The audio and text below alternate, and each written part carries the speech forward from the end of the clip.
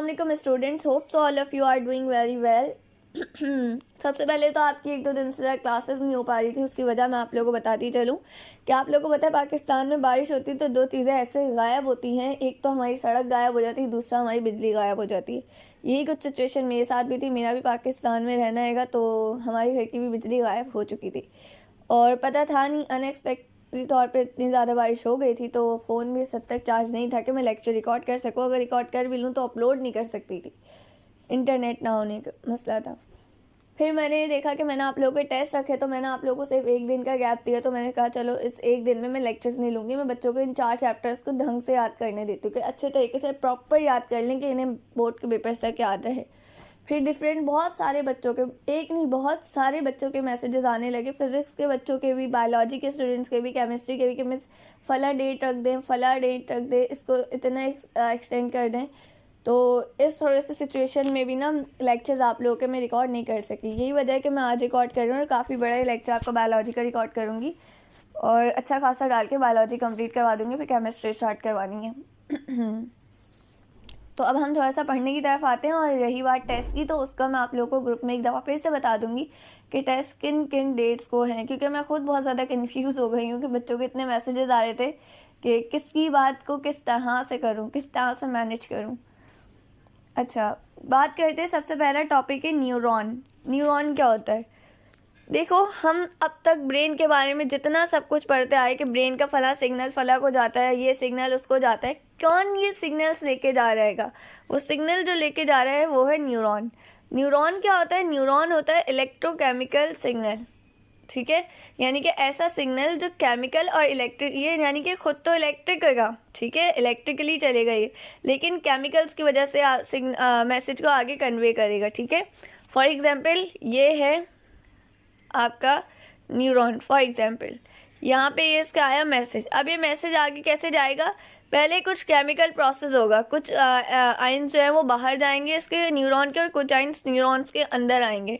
तो ये कुछ एक केमिकल प्रोसेस होगा जिसकी वजह से मैसेज जो है ना ये बिजली की तरह से आगे कन्वे होगा, आगे जाएगा, ठीक है। इसके अंदर हम लोग एक पढ़ के आ चुके हैं, न्यूरोट्रांसमीटर, याद है? याद होगा।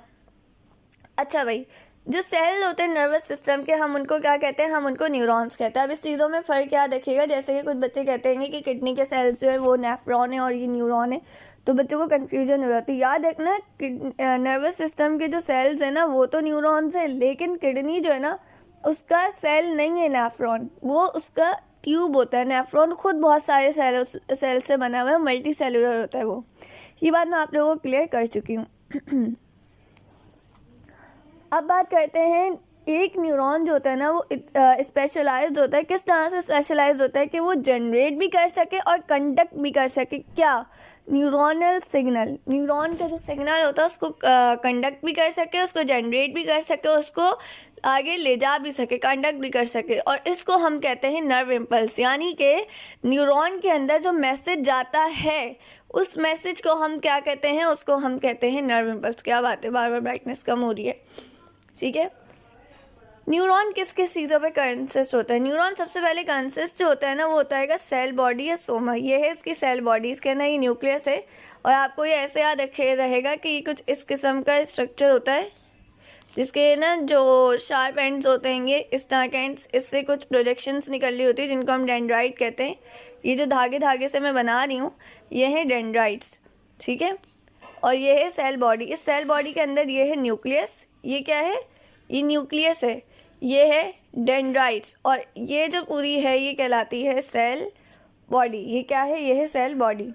अच्छा भाई, इस सेल बॉडी से एक इस तरह की ना मोतियों की चेन निकलती है। मोतियों की चेन जो होती है ना ये कहलाती है एक्सॉन, ठीक है। होता क्या है? देखो, न्यूरॉन जो होता है वो कंसिस्ट होता है किस पे? सोमा पर, सही है, सोमा या सेल बॉडी। ये क्या है? सोमा या सेल बॉडी। और होता है सेल प्रोसेसेस, ये है आपका सेल प्रोसेसेस। सेल बॉडी और सोमा जो होते हैं ना ये किस पे कंसिस्ट होते हैं? इसके अंदर आपको पता है, जाहिर है सेल है ये, तो इसके अंदर न्यूक्लियस होगा, प्लाज्मा मेम्ब्रेन होगी, यानी ये जो इसकी मेम्ब्रेन है ये होगी, और इसके अलावा क्या होगा? न्यूक्लियस होगा और साइटोप्लाज्म होगा। इससे कुछ हेयर लाइक प्रोजेक्शंस निकल रही होती हैं, जिनको हम क्या कहते हैं, जिनको हम कहते हैं डेंड्राइट्स। अच्छा, ये दो तरफ से निकल रही होती है, एक तो ये निकल रही होती है जो छोटे छोटे से निकल रही होती हैं, कहलाती डेंड्राइट्स, और एक जो इस तरह से लंबी से जाके निकल रही होती है लास्ट में, ये कहलाती है एक्सॉन। ठीक है, ये बात याद रहेगी। अच्छा भाई, डेंड्राइट्स का काम क्या होता है? डेंड्राइट्स का काम ये होता है कि ये स्टिमुलस को रिसीव करते हैं। फॉर एग्जांपल ये है आपका, मैं आपको बताती हूँ कैसे।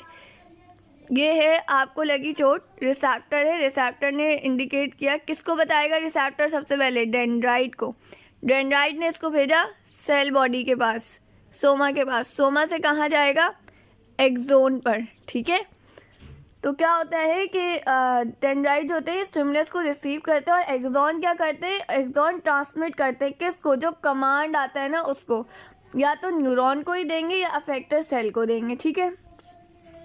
अच्छा भाई, जैसे इलेक्ट्रिक केबल होती है ना, आपने देखा हैगा, इसी तरह से होता हैगा। अच्छा, इलेक्ट्रिक केबल में क्या होता है, आपने देखा अंदर जो तार होती है ना, उस तार को या तो वो कॉपर की होती है, अंदर कॉपर की वायर्स लगी होती है, मोस्ट कॉमन होती है, या तो फिर रेड और ब्लैक कलर की बहुत सारी वायर्स होती हैं अंदर ना, और उसको एक ब्लैक कलर के बहुत ज़्यादा उससे कोट किया हुआ होता हैगा। ठीक है, ऐसा ही होता हैगा। अच्छा, तो होता है क्या, ये जो इलेक्ट्रिक केबल होती है ना, इसी तरह से हम लोग ये जो सेल प्रोसेसेस होते हैं ना, ये इसको कवर कर देते हैं एक कवरिंग से, जिसको हम कहते हैं इंसुलेटेड कवरिंग। वो कहलाती है माइलिन शीट। क्या कहलाती है? Myelin sheath. अच्छा, उसकी वजह से क्या होता है? उसकी वजह से ट्रांसमिशन जो होता है ना नर्व इम्पल्स का, उसको अनइंटरप्टेड रहता है। ठीक है, तो इसके ऊपर क्या मौजूद होता है? इसके ऊपर मौजूद होती है माइलिन शीट। अच्छा, उसके बाद आता है आपका, अच्छा इसकी आपके बुक में इतनी डिटेल मौजूद नहीं है, लेकिन जब मैं सेकेंड ईयर को पढ़ाऊँगी तो उसके अंदर उसकी बहुत डिटेल होगी। तो अगर किसी बच्चे को इसकी बहुत ज़्यादा डिटेल में इसके स्ट्रक्चर को समझना हो तो मुझे बता दिएगा, मैं उसमें से समझा दूँगी। और मैं न्यूरॉन के अंदर एक क्वेश्चन लीव करके जा रही हूँ, वो क्वेश्चन आप लोगों ने खुद मुझसे पूछना है ढूंढ करके मैंने कौन सा क्वेश्चन इसमें लीव किया। मैंने एक क्वेश्चन लीव कर दिया, मैंने एक चीज़ है जिसको बहुत ज़्यादा डिटेल में नहीं समझाया है, उसको मैंने जस्ट वर्बली पढ़ के बता दिया है। अब ये आप लोगों का काम है कि आप लोगों का टास्क है कि आप लोग उसको फाइंड करें और मुझसे पूछें, ताकि आप लोगों को क्वेश्चंस करना है। क्योंकि आप लोग आगे यूनिवर्सिटी लेवल पे जाते हैं, कॉलेज लेवल पे जाते हैं, कोचिंग्स में जाते हैं, तो टीचर्स क्या होते हैं, वो पढ़ा के चले जाते हैं।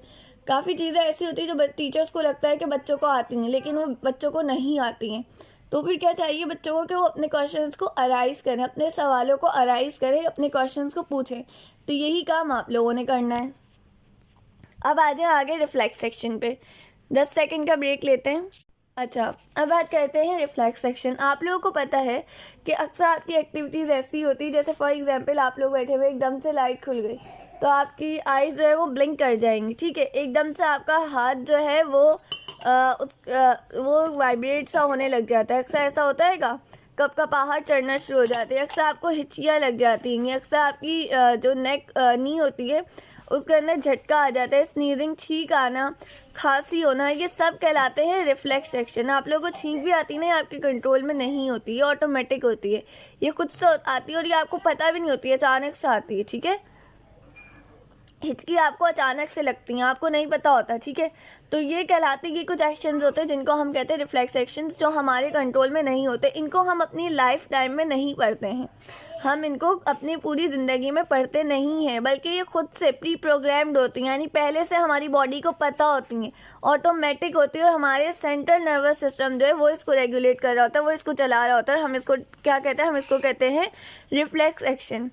इसमें से कुछ जो होती है ना, वो तो डायरेक्टली ब्रेन जो होता है ना वो उसको चला रहा होता है। ठीक है, डायरेक्टली ब्रेन से रेगुलेट हो रही होती है, लेकिन कुछ ऐसी होती है जो स्पाइनल कॉर्ड से रेगुलेट हो रही होती है। मतलब फॉर एग्जांपल ये देखो, ये स्पाइनल कॉर्ड है, ये आपने किसी गर्म चीज़ को हाथ लगाया तो आपको जो रेड कलर का नज़र आ रहा है ना, ये है आपका सेंसरी न्यूरॉन। आपको बताएगा जो रिसेप्टर से लेकर जाता है मैसेज को कहलाता है सेंसरी न्यूरॉन।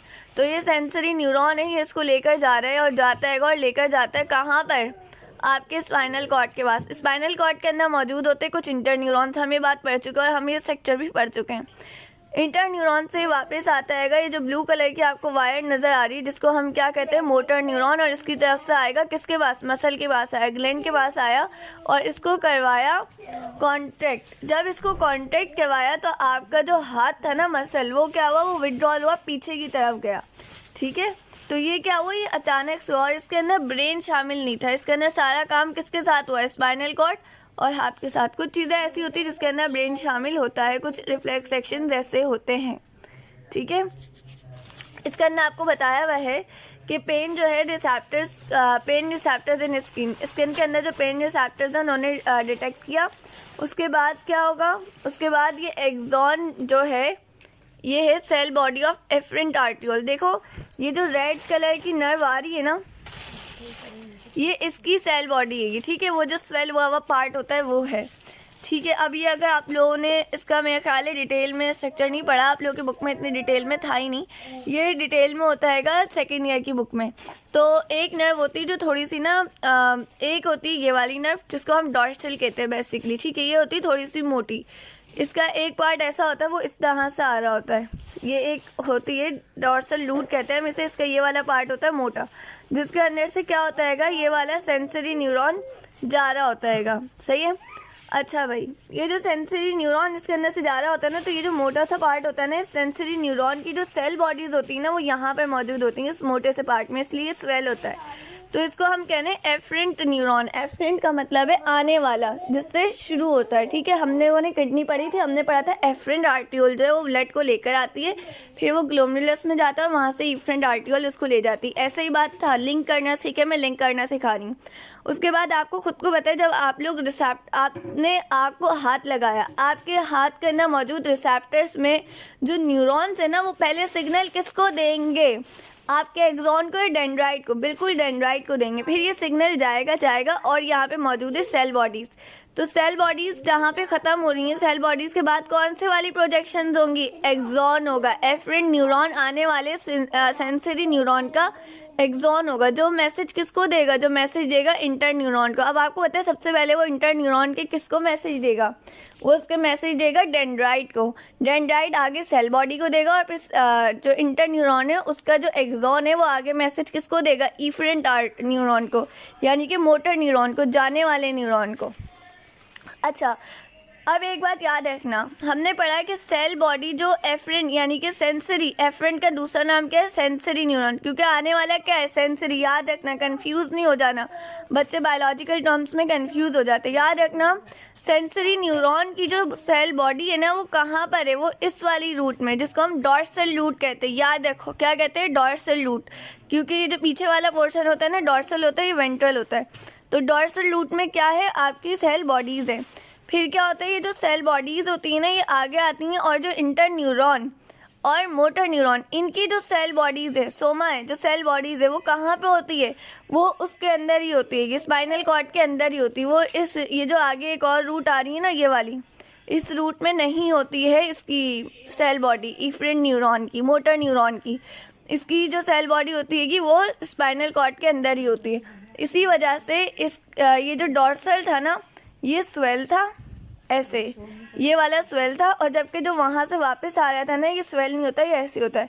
फिर ये दोनों यहाँ पर आकर मिल जाते हैं, ठीक है। और इसके अंदर से ये जा रहा होता है सेंसरी न्यूरॉन, और ये मोटर न्यूरॉन और ये सेंसरी न्यूरॉन, ठीक है। ये जो यहाँ पर आकर आपस में मिल जाते हैं, इनके अंदर से दो न्यूरॉन्स जा रहे होते हैं ना, इसको हम कहते हैं मिक्स्ड पेरिफेरल नर्व। ये होती है मिक्स्ड पेरिफेरल नर्व, यानी कि हमने पढ़ा है कि ये क्या है, ये पेरिफेरल नर्वस सिस्टम है। तो ये क्या है, ये मिक्स्ड पेरिफेरल नर्व है, ठीक है। अगर इसके अंदर कोई कन्फ्यूजन हो तो मुझसे पूछना, हाँ ये बहुत कॉम्प्लिकेटेड है, बिल्कुल है, लेकिन इसको समझो, बार बार इस लेक्चर को सुनो ताकि बहुत अच्छे से ग्रिप आ जाए। सेकेंड ईयर में बिल्कुल भी नहीं पछताओगे, अगर अभी मेरी बात मानोगे सेकेंड ईयर में चीता होके जाओगे, ठीक है। अच्छा भाई, उसके बाद देखो मैंने आपको बताया कुछ जो होते हैं वो ब्रेन रेगुलेट करते, कुछ स्पाइनल कॉर्ड करते, कुछ जो होते हैं ना वो बहुत छोटे होते हैं। कुछ रिफ्लेक्स सेक्शन ऐसे होते हैं जिनका रास्ता, जिनका पाथ छोटा होता है, शॉर्टेस्ट पाथ होता है, जैसे कि नी जर्क, पाँव में झटका आता है ना उसका जर्क। ये क्या होता है, ये सिर्फ इसके अंदर दो न्यूरॉन्स इन्वॉल्व होते हैं, एक सेंसरी न्यूरॉन, एक मोटर न्यूरॉन। मतलब ये समझा आपका पाँव है, ठीक है, ये कील के ऊपर आपने रखा, ये यहाँ से सेंसरी न्यूरॉन गया है स्पाइनल कॉर्ड के पास, लेकिन वो स्पाइनल कॉर्ड के अंदर इंटर न्यूरॉन के पास नहीं जाएगा, वो डायरेक्ट क्या करेगा, वो मोटर न्यूरॉन के पास जाकर आ जाएगा। आपके स्पाइनल कॉर्ड के अंदर एक जंक्शन, ये जंक्शन कहलाता है, जहाँ पे दो न्यूरॉन्स मिलते हैं ना, ठीक है, वो कहलाता है साइनेप्सिस या जंक्शन, ठीक है।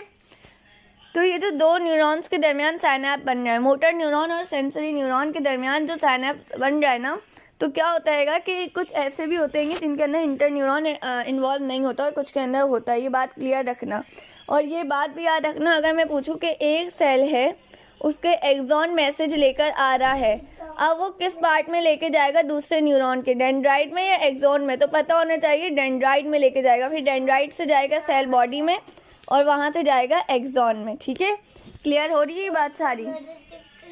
अच्छा भाई, इसके अंदर दो न्यूरॉन इन्वॉल्व होते हैं। मैंने आपको बताया जो शॉर्टेस्ट पाथ होता है, जो छोटा सा पाथ होता है रिफ्लेक्स एक्शन का, उसके अंदर सिर्फ दो न्यूरॉन जो होते हैं वो ऐड होते हैं। वो दो कौन से होते हैं? सेंसरी न्यूरॉन और मोटर न्यूरॉन। और ये जो रास्ता होता है ना, जो पाथ में होता है रिफ्लेक्स एक्शन का, अब देखो फॉर एग्जाम्पल हम लोगों ने शारे फैसल जाना है, ठीक है, अब मुझे रोड्स के नाम नहीं याद आते, एक सेकेंड रुकिएगा। अब जैसे देखो, अब फॉर एग्जांपल मलीर से अल्फला है, अब इस अल्फला ही मेरा ख्याल है, तो मलीर से अल्फला जाते हैं तो दरमियान में एक रोड आता है, उस रोड का नाम है वाई का रोड। ठीक है, इसी तरह से जब सेंसरी न्यूरॉन जो है वो जाता है और जाकर मिलता है मोटर न्यूरॉन के पास, मैसेज देता है। ये जो पूरा रास्ता कहलाता है ना, मतलब रिसेप्टर से गया सेंसरी न्यूरॉन गया मोटर न्यूरॉन के पास, और मोटर न्यूरॉन से ग्लैंड, या फिर रिसेप्टर से सेंसरी न्यूरॉन, वहाँ से इंटर न्यूरॉन, फिर उसके बाद मोटर न्यूरॉन और उसके बाद ग्लैंड। तो ये जो पाथवे होते हैं ना, ये जो रास्ता कहलाता है न्यूरॉन्स का रास्ता, इसको हम लोग कहते हैं रिफ्लेक्स आर्क। ये जो रिफ्लेक्स एक्शन वाले न्यूरॉन्स होते हैं ना, इनका जो रास्ता होता है इसको हम क्या कहते हैं? Reflex arc. क्लियर हो रही है? अच्छा भाई, अगर कॉम्प्लिकेटेड रिफ्लेक्सेस हैं, मतलब रिफ्लेक्सेस जो है वो बहुत ज़्यादा कॉम्प्लिकेट हैं, तो उसके अंदर क्या होगा कि सेंसरी न्यूरॉन और मोटर न्यूरॉन, एक सेंसरी और एक मोटर न्यूरॉन के दरमियान या तो एक इंटर न्यूरॉन होगा या एक से ज़्यादा इंटर न्यूरॉन्स होंगे। समझ आ रही है बात? होप सो क्लियर हो रही होगी। अच्छा, उसके बाद आपको ना ये एक एक्सपेरिमेंट दिया गया है जिसके अंदर आपको लेग, जो फ्रॉग की जो लेग होती है ना, उसकी कॉन्ट्रेक्शन दिखाई जाएगी बैटरी को यूज़ करते हुए। ये आप लोग मेरा ख्याल है अपने कॉलेज के अंदर करेंगे। इसी तरह से ये लेग है फ्रॉग की, जिसको काट के आप लोग देखते हैं। आप लोगों के बॉडी के अंदर भी एक नर्व होती है जिसको साइकेशियटिक नर्व कहते हैं। ठीक है, साइकेशिया, अक्सर लोगों को साइकेशिया का दर्द होता है, वो वर्टिब्री से आ रही होती है, तो आप लोगों को भी ये नर्व्स दिखाई जाएंगे अगर आप लोगों का एक्सपेरिमेंट होता है तो। अच्छा, उसके बाद अब बात करते हैं रिसेप्टर्स ऑफ ह्यूमन बॉडी। देखो, ह्यूमन बॉडीज़ के अंदर ना बहुत सारे रिसेप्टर्स होते हैं, लेकिन आप लोगों को फ़िलहाल दो ही रिसेप्टर्स के बारे में डिस्कस करवाया जाएगा आपकी इस क्लास में, एक आइज़, दूसरा एयर। मैं अभी जो लेक्चर रिकॉर्ड कर रही हूँ उसके अंदर मैं सिर्फ आई को समझाऊंगी इन डिटेल, और जो एयर है उसको अगले लेक्चर में हम कंप्लीट करेंगे। आई जो है ये ऐसा ऑर्गन होता है, एक ऐसा, देखो हमेशा याद रखना, आपसे पूछा जा सकता है आई क्या है, याद रखना आई इज़ अ ऑर्गन। आई क्या है? आई ऑर्गन है। कैसा ऑर्गन है? इससे क्या किया जाता है? इससे देखा जाता है। ये साइट का ऑर्गन है। ये किस प्रिंसिपल पे काम करता है? ये सिंपल कैमरा के प्रिंसिपल पर काम करता है। कैसे? ये क्या करता है? ये लाइट को कलेक्ट करता है किसी भी ऑब्जेक्ट से जो रिफ्लेक्ट हो रही हो। आपको पता है ना, कोई ऑब्जेक्ट है उसके ऊपर लाइट पड़ेगी तो वो लाइट रिफ्लेक्ट होना शुरू होगी, तो ये आँख क्या करती है? उस लाइट को कलेक्ट करती है और इसको डाइवर्ट करती है। कहाँ पर?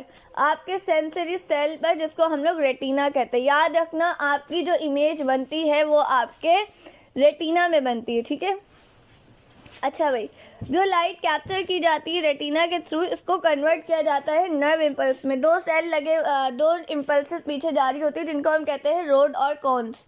ये दो इम्पल्सेस होती हैं। ठीक है, अभी आगे हम पढ़ेंगे, आप लोगों ने फिजिक्स में बहुत डिटेल में पढ़ा है, इसको मैं समझाऊंगी, लेकिन इतना खासा डिटेल में वो बातें समझाऊंगी जो फिजिक्स में नहीं थी।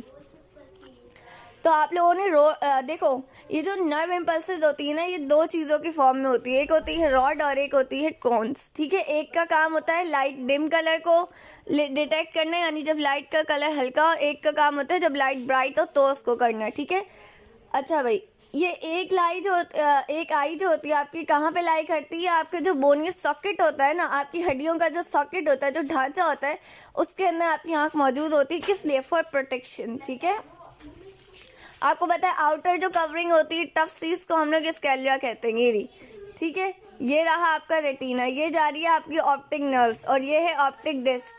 ठीक है, अच्छा भाई, उसके बाद है स्कैलिया क्या होता है, याद रखना, स्कैलिया होता है वाइट पार्ट। आपकी आई का जो वाइट पार्ट होता है ना, जो आपकी आई को कवर करता है, वो होता है स्कैलिया। स्कैलिया जो होता है ना, जब वो ट्रांसपेरेंट हो जाए तो उसको हम कहते हैं कॉर्निया। ये रहा, ये देखो, यानी वो जो अंदर फ्लूइड सा होता है ना, जो ट्रांसपेरेंट होता है, वो क्या कहलाता है, वो होता है कॉर्निया। इसके पीछे क्या होता है कि स्मॉल चैम्बर होता है जिसको हम एक्वस ह्यूमर कहते हैं। इसके अंदर शायद दिखवाया हुआ, ये देखो एक्वस ह्यूमर। ये आप लोगों को याद है, हम लोगों ने कुछ एक्वस पढ़ रहे थे। एक विट्रस हैमर होता है, लिक्विड होता है आई बॉल के अंदर, यहाँ पे मौजूद होता है, जिसको हम लोग विट्रस कहते हैं। और एक यहाँ पे मौजूद होता है लेंस के बाद, यानी आपके जो लेंस है ना, ये लेंस है, ये वाला। इसके बाद जो ये वाला लिक्विड मौजूद है ना, ये हमारे पास क्या कहलाता है, ये हमारे पास कहलाता है एक्वस ह्यूमर। ये क्या होता है, ये उसके अंदर फिल्ड होता है। इसके पीछे क्या होता है, इसके पीछे होता है एरिस, ठीक है। एक कलर्ड पार्ट होता है जिसको हम क्या कहते हैं, एरिस कहते हैं। सेंट्रल होल में होता है और वो जो होल होता है ना, जिस होल के साथ एरिस होता है, उसको हम क्या कहते हैं, पिपल कहते हैं। हम यहाँ पर मैं आपको दिखा दूँ, ये रहा आपका एरिस सेंटर पार्ट, और इधर जो यहाँ पे मौजूद हो गया आपका प्यूपल मौजूद हो गई। आप उस डायग्राम के अंदर और ज़्यादा अच्छे से देख चुके हो। और एरिस जो होता है ना, देखो ये बेसिकली कलर आपकी आई का चेंज होता है। किसी की आई में ब्लू होता है, किसी की आई में ये रेड होता ग्रीन होता है। अमूमन जो आपने आई लेंस आप कहते हो ना, इसकी आईज कलर्ड है, तो उसकी आई किस वजह से कलर्ड होती है कि उसका एरिस कलर होता है। प्यूपल जो होता है ना, वो तकरीबन लोगों का ब्लैक होता है, ठीक है। अच्छा भाई, यहाँ पे लिखा हुआ भी है कि इसके बैक पे एक कलर्ड पार्ट होता है जिसको एरिस कहते हैं, और एरिस के साथ एक सेंट्रल होल होता है जिसको प्यूपिल कहते हैं। प्यूपिल जो होता है वो तकरीबन, मैंने आपको बताया, ब्लैकिश नजर आता है। Immediately behind the iris is a crystalline convex lens. याद रखना, हमारी आंखों के अंदर जो लेंस मौजूद होता है ना, वो होता है कॉन्वेक्स लेंस, ठीक है। अच्छा भाई, ये जो कॉन्वेक्स लेंस होता है ना, ये क्या करता है, इसके देखो ये है लेंस, ये आपकी आंखों के पास ये लेंस मौजूद है। इस लेंस के पास यहाँ पे दो इस तरह के बाल होंगे जो एक होल में से निकलने होंगे। उन्होंने इस लेंस को पकड़ा हुआ होगा। जब इन्होंने आपके लेंस को बड़ा करना होगा तो ये हेयर्स छोटे हो जाएंगे, जिसकी वजह से आपका लेंस ऐसे बड़ा हो जाएगा, ठीक है। क्या होगा, ऐसा आपका लेंस बड़ा हो जाएगा। और जब ये हेयर्स बड़े होंगे तो आपका लेंस छोटा और मोटा हो जाएगा, ठीक है।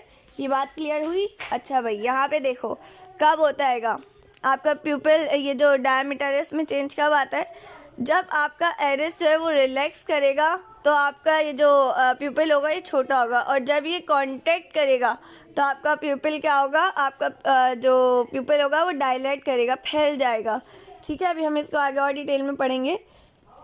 तो मैंने आपको बताया कि जो आपकी जो इरिस होता है, इरिस को किन दो चीज़ों ने, इरिस के पीछे क्या होता है, क्रिस्टलाइन कॉन्वेक्स लेंस होता है, जिसको दो रिंग्स होती हैं सर्कुलर मसल्स की, जिसको सीलियरी बॉडी कहते हैं, उन्होंने पकड़ा हुआ होता है। जैसे सीलियरी मसल्स कॉन्ट्रैक्ट होते हैं तो आपके जो लेंस है ना, उसकी शेप के अंदर चेंज आ जाता है, ठीक है।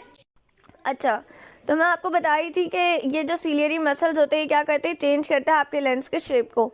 लेंस के पीछे एक कैविटी होती है आई बॉल की, ये वाली, ठीक है, ये कैविटी, तो इसको किसने फिल किया होता है, विट्रस ह्यूमर ने। याद रखना, देखो पहले आता है ए, ठीक है, पहले क्या आता है ए, तो जो पहले वाले को फिल किया हुआ होगा वो एक्वस ह्यूमर ने किया हुआ होगा। उसके बाद आता है वी, तो वी को किसने फिल किया हुआ होगा, विट्रस ने। देखो अब ऐसे याद रखोगे ना तो याद रहेगा, वरना मसला हो जाएगा, याद नहीं रहेगा। अच्छा भाई, आपकी जो इनर मोस्ट लेयर होती है ना आई की, वो क्या होती है, वो रेटिना होती है, जिसके ऊपर क्या होता है, आपकी इमेज बनती है जो कॉर्निया और लेंस से होकर आती है, ठीक है।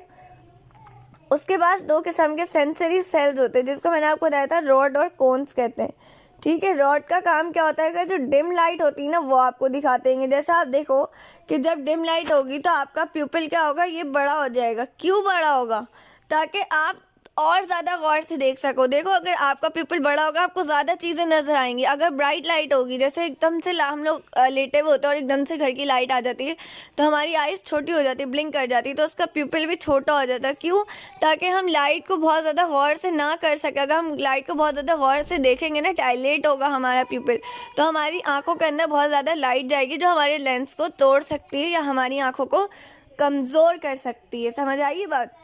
जो बच्चों को मोबाइल चलाने से मना करते हैं तो उसकी वजह यही होती है।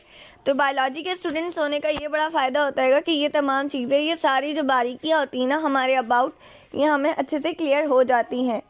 यहाँ पर आपका ह्यूमन आई का टॉपिक होता है ख़त्म।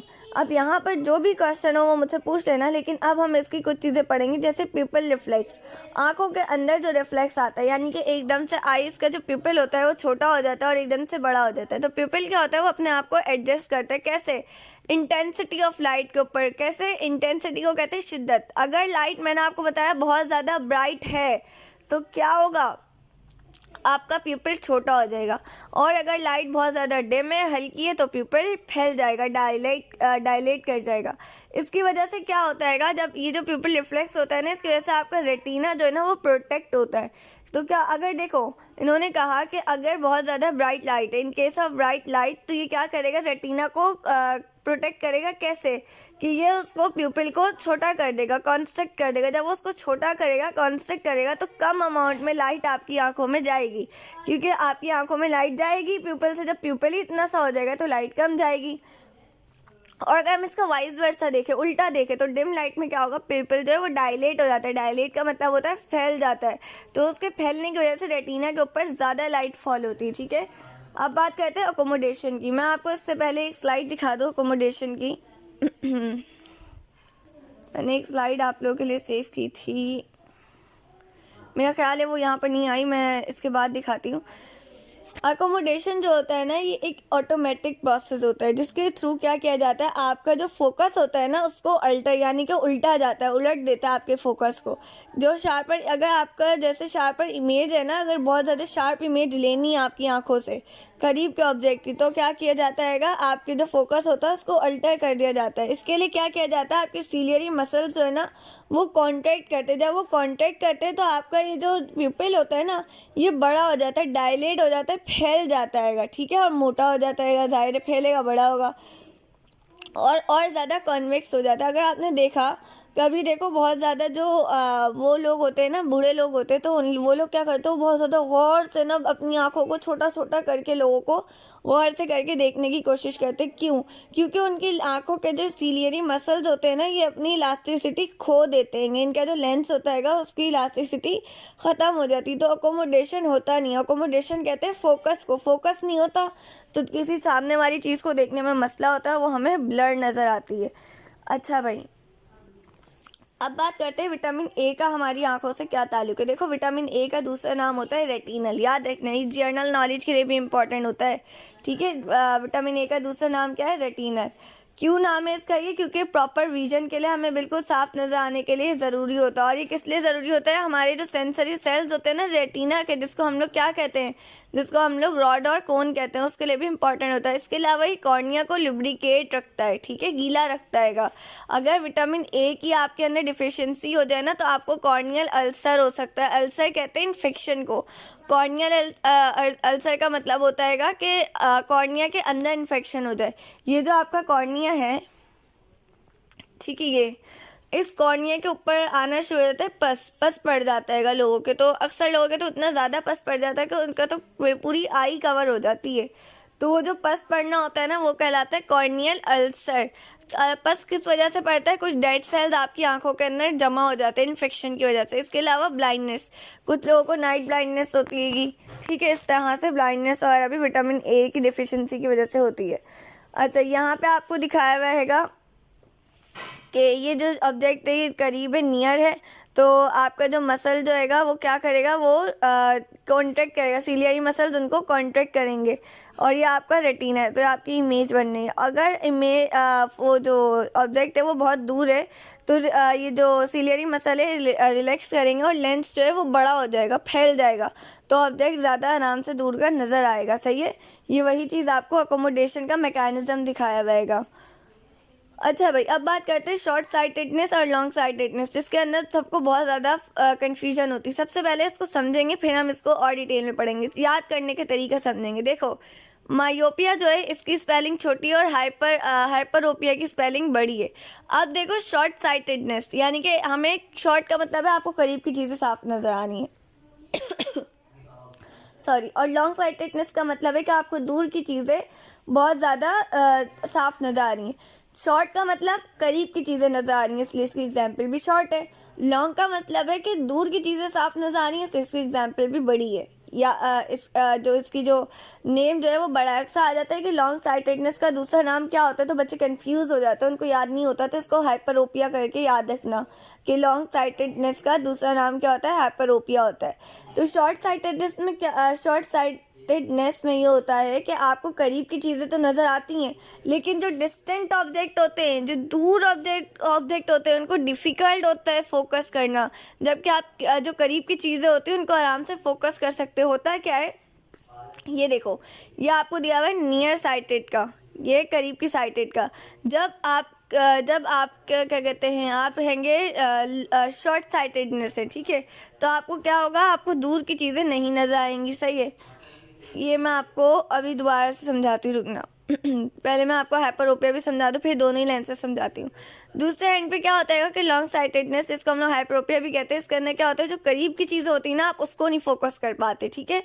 तो क्या होता है कि और दूर की चीज़ें जो होती हैं वो आपको बिल्कुल साफ नज़र आती है। जैसे फॉर एग्जांपल मैं यहाँ पे बैठी हूँ, मेरे सामने अगर मोबाइल पे कुछ लिखा हुआ है मुझे वो नज़र नहीं आ रहा, लेकिन अगर मुझे दूसरे कमरे की दीवार के ऊपर कुछ लिखा हुआ है तो वो मुझे वो क्लियर नज़र आ रहा है, ठीक है।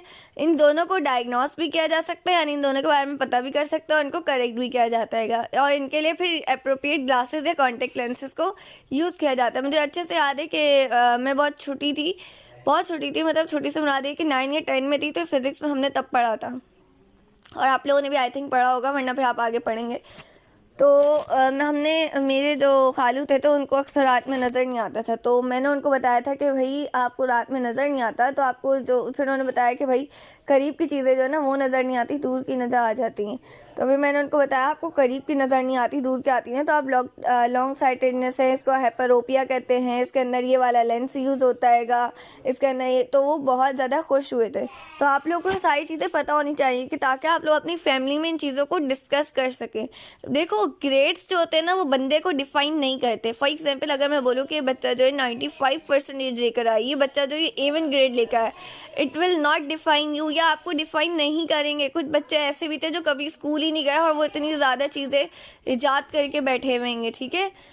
तो सारी बात होती है जस्तजू की, इंटरेस्ट की, सही है। आप अगर कोई आपको वीक समझ रहा है ना, तो आप उसको समझने दें, आप खुद को और पावरफुल करें। आपको पता होना चाहिए, अगर फॉर एग्जांपल आपने बहुत मेहनत करी and then you get A grade, तो इसका ये मतलब नहीं कि आपकी वो मेहनत ज़ाया गई, नहीं। अगर आपने बहुत दिल से अच्छे से पढ़ा होगा तो वो कुछ ना कुछ आपकी ब्रेन में होगा, ठीक है।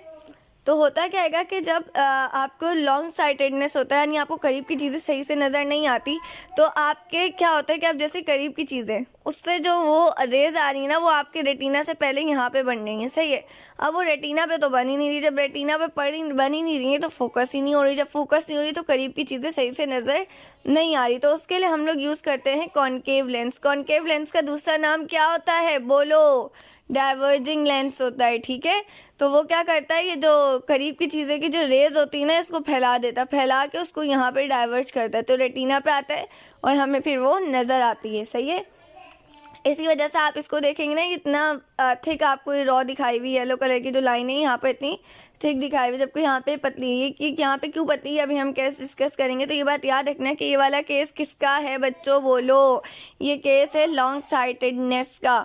मैं आप लोगों को जब ये दूंगी क्वेश्चन, तो आप लोगों को डायग्राम्स बनानी आनी चाहिए। मैं क्वेश्चन पूछ सकती हूँ कि लॉन्ग साइटेडनेस को सही करने के लिए, करेक्ट करने के लिए कौन सा कॉन्टेक्ट लेंस इस्तेमाल किया जाता है, तो यू शुड नो कि it is concave lens, and the another name of concave lens is diverging lens. Now अब हम डिस्कस करेंगे फार साइटेड का। फॉर एग्जाम्पल अगर मुझे दूर की चीज़ें जो हैं वो नहीं सही से नज़र आती, करीब की सही नज़र आती, यानी कि शॉर्ट साइटेडनेस, मायोपिया है मुझे फॉर एग्जांपल, तो क्या होगा कि जो देखो दूर की चीज़ों से जो आ रही है ना रेस, वो मेरे रेटिना के पीछे जाके मिल रही हैं, ठीक है।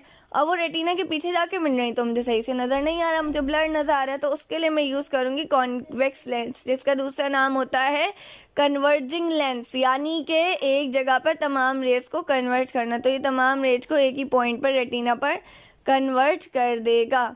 ये बात आपको क्लियर हो गई। अब बात करते हैं एक डिजीज़ की जिसको कहते हैं कलर ब्लाइंडनेस। ये हमारे यहाँ पाकिस्तान में तो ये काम नहीं किया जाता है, लेकिन बाहर के लोगों में जिसको ये बीमारी होती है ना, उसको एक कार्ड पहनाया जाता है जिसको कहते हैं कलर ब्लाइंडनेस। क्यों पहनाए जाते हैं? देखो हमारे यहाँ तो ये है कि अगर रोड क्रॉस करना होगा ना तो कोई सिग्नल नहीं देखेगा कि रेड है ग्रीन है, हमारा अभी चलने का है या नहीं है। जैसे फॉर एग्जांपल अगर रेड सिग्नल है तो इसका मतलब है कि जिसको रोड क्रॉस करना है वो कर ले, ठीक है। और जब येलो सिग्नल होता है इसका मतलब होता है अब रुक जाओ, अब गाड़ियों का स्टार्ट होने का वक्त आ गया, अभी ग्रीन पे स्टार्ट हो जाएंगे, ठीक है। अब हम लोग पाकिस्तान में सिग्नल्स को नहीं देखा जाता, पाकिस्तान में देखा जाता है गाड़ियाँ कम आ रही हैं, ज़्यादा आ रही, कम आ रही है कर लो भाई क्रॉस, ज़्यादा आ रही हैं रुक जाओ। बाज़ औक़ात अक्सर लोग ये हरकत करते हैं तो क्या होता है जब कम गाड़ियाँ भी आ रही होती हैं तो वो इतनी स्पीड से आ रही होती हैं कि फिर वो टकरा जाती हैं। ऐसे ही कुछ मेरे साथ भी हुआ था कि जब मैं अपने कॉलेज से आती थी तो मुझे भी एक बहुत बड़ा सा रोड होता था, उसको क्रॉस करना पड़ता था। और हर किसी को किसी न किसी चीज़ का फोबिया होता है, तो मुझे फोबिया था बहुत ज़्यादा स्पीड से अगर मेरे पास से कार गुजर जाए, तो मुझे इस चीज़ का फोबिया था, अब नहीं है खैर। तो मैं रोड नहीं क्रॉस कर रही थी, मैंने कहा कि मैं जो वो ब्रिज होता है उसको चढ़कर चली जाऊँगी। स्टेयर्स लगी हुई होती है, आप लोगों ने देखा होगा, उसका सीढ़ियाँ जो होती हैं लोहे की बनी होती है, इसको पेडिसल ब्रिजेस कहते हैं। तो मैंने कहा मैं इस पे से चल के चल जाऊँगी, लेकिन फ्रेंड ने कहा नहीं नहीं मैं क्रॉस करवाऊँगी, ठीक है भाई गाड़ियाँ कम आना शुरू, उसने कहा चलो। मैंने उसको कहा भाई गाड़ियों वाली साइड पे तुम रहना, मैं साइड दूसरी तुम्हारी उस तरफ साइड पर रहूँगी क्योंकि मुझे डर लगता है। उसने कहा सही है। अब भाई जब ऐसे ही जब वो था रोड जो था वो खाली था, इतना ज़्यादा नहीं था, तो अगली जो गाड़ी आएगी वो स्पीड से आएगी ना, वो ये सोचेगी रोड खाली है तेज़ी से निकलते हो, यही होता है, यही सोचते सब लोग, यही काम होता है भाई। देखो ये पाकिस्तानियों की सोच है। तो जब वो तेज़ी से आ रहे होते हैं ना, तो जब वो देखते हैं एकदम से कोई रोड क्रॉस कर रहा है तो उनके लिए ब्रेक लगाना मुश्किल होता है। अगर वो उस सिचुएशन में ब्रेक लगाए ना तो वो इतना पावरफुल जर्क लगेगा, उन्हें झटका लगेगा कि वो आगे जाके गिरेंगे। ये बात फिज़िक्स के स्टूडेंट बहुत अच्छे से समझते हैं। तो वो जो बाइक आ रही थी उसने ना अपनी बाइक को ब्रेक लगाया ना कुछ किया, वो हमारे पास से निकला। मुझे तो कुछ नहीं हुआ, लेकिन मुझे मेरी जो दोस्त थी ना जो उस टाइम पन्ने खान बन रही थी, उसके बैग की स्ट्रिप उसके बाइक वाले के जो हैंडल होता है बाइक का उसके अंदर अटका, वो बाइक ने उसके स्ट्रिप को तोड़ता हुआ निकल गया। उसके बैग की भी स्ट्रिप टूट गई थी और वो रोड पे गिर गई थी। काफ़ी पावरफुल उसको जर्क लगा था हाथ में, तो उसको बहुत दर्द हुआ था। वो बाइक वाला तो चला गया। तो मैंने कहा भाई आया मज़ा। तो ये काम होता है, तो ये गलती आप लोग नहीं करिएगा। कलर ब्लाइंडनेस में क्या होता है, ये डिफिशिएंसी होती है विजन में, मतलब आपको देखने में ना कुछ डिफिशिएंसी होती है जिसकी वजह से आप कुछ कलर्स में डिफरेंस नहीं कर सकते। मतलब फॉर एग्जांपल अगर मैं आपके सामने ब्लू और येलो रख दूँ कलर, तो आप बोलोगे जो ब्लू कलर है ना ये येलो है और जो येलो है वो ब्लू है, यानी कि आप या फिर आप इन दोनों को येलो बोलोगे, यानी आपको इनमें कोई फ़र्क नज़र नहीं आएगा, आपको ये दोनों एक जैसे लगेंगे, ठीक है। या तो आपको दोनों ब्लू लगेंगे या तो आपको दोनों येलो लगेंगे। इसी तरह से रेड और ग्रीन में आपको फ़र्क नहीं होगा, सही है। कलर ब्लाइंडनेस की अलग अलग एग्जांपल्स होती है कि कुछ लोगों को रेड और ग्रीन में फ़र्क नहीं होता, कुछ को ब्लू और येलो में नहीं होता, कुछ को ऑरेंज और मतलब इस तरह के अलग अलग कलर्स होते हैं जिनके अंदर उनको डिफ्रेंशिएट नहीं हो पाता। तो क्या होता है फॉर एग्जांपल अब आप देखो अगर रोड क्रॉस करने और बत्ती जो है, जो क्या कहते हैं बत्ती कहा जाता है उसको, वो जो लाइट जो है अगर फॉर एग्जांपल वो ग्रीन है तो आपको कैसी नज़र आएगी? अगर आप कलर ब्लाइंडनेस के पेशेंट हैं तो आपको वो लाइट रेड नज़र आएगी, जिसकी वजह से आप रोड क्रॉस नहीं करेंगे। और अगर लाइट जो है वो क्या है, वो रेड है, तो आपको कैसी नज़र आएगी? ग्रीन, तो आप रोड क्रॉस कर लेंगे, ठीक है। तो ये थोड़ा सा मसला होता है। तो क्या होता है बाहर ममालिक में तो लोगों के गले में कार्ड मौजूद होता है कलर ब्लाइंडनेस का, तो फिर जब वो रोड क्रॉस कर रहे होते हैं ना सब उनको बताते हैं। और फ़ौज में जब आप लोग जाते हैं ना तो फ़ौज भी कलर ब्लाइंडनेस वाले जो पेशेंट्स होते हैं उनको अपने पास नहीं रखती है। मेरा कज़न था वो खुद फ़ौज में नहीं जा सका था क्योंकि उसका भी यही कलर ब्लाइंडनेस का मसला था, उसको रेड और ग्रीन कलर में डिफ्रेंशिएट नहीं होता था। इसको हम लोग कैसे, इसका इलाज कैसे किया जाता है, इंटरेस्टिंग है इसलिए बतानी है। एक बोर्ड होता है उसके ऊपर बहुत सारे रेड कलर के ना वो बने होते हैं, डॉट्स बने होते हैं, और उनके दरमियान ग्रीन कलर से कोई नंबर जैसे 6 लिखा हुआ होता है और उसके गिर्द बहुत सारे रेड रेड कलर के डॉट्स होते हैं। अगर आप कलर ब्लाइंडनेस के पेशेंट नहीं है ना तो आप बता देंगे ये 6 कलर है जो ग्रीन से लिखा हुआ है और ये रेड है। अगर आप कलर ब्लाइंडनेस के पेशेंट है ना तो आपको ये पूरा ही रेड नज़र आएगा, आपको कोई फ़र्क ही नहीं नज़र आएगा इसमें। अच्छा भाई, तो क्या होता है कि इनको वैसे तो नॉर्मल नज़र आता है, एक जो कलर ब्लाइंड पर्सन है ना उसको नॉर्मल नज़र आएगा, उसको मैं जैसी हूँ मैं उसे वैसे ही नज़र आऊँगी। बस क्या होगा कि वो जब जैसे ड्राइव कर रहा होगा या कुछ भी ऐसा काम कर रहा होगा तो वो रेड और ग्रीन कलर में ना डिस्टिंग्विश नहीं कर सकेगा, फ़र्क नहीं कर सकेगा। तो ये ड्राइविंग करते हुए भी इंसान के लिए एक बड़ा मसला होता है।